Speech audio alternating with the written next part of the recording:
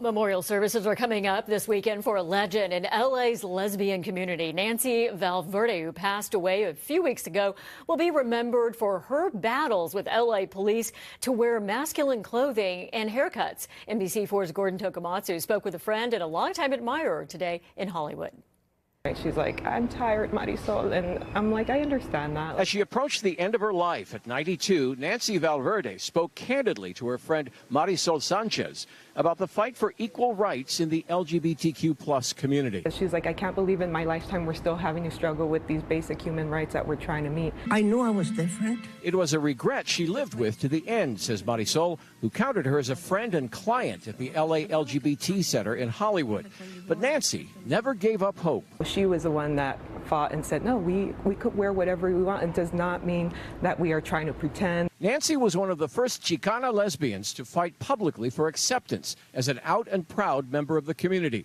Her struggles began back in 1949 when the LAPD first took note of her way of dress and demeanor.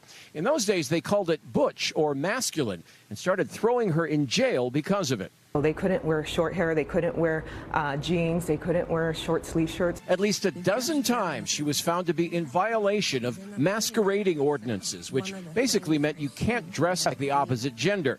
It was used to target drag queens and others the department considered immoral. But Nancy also went to jail and paid the fines. As lesbians in the community, we want to make sure that we honor our elders, and she was one of those elders. Nancy fought the department and established that wearing men's clothing was not a crime, and therefore her arrests were illegal. It's only then that she stopped being harassed. Now, of course, the laws have changed, but at her memorial this weekend, you can be sure she'll be remembered for a fight she refused to concede.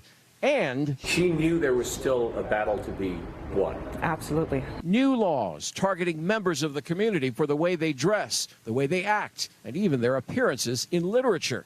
Nancy knew there's still plenty to be done. She was like, I wish we could be doing more. If anything, let's inspire the next generation. In Hollywood, Gordon Tokumatsu, NBC4 News.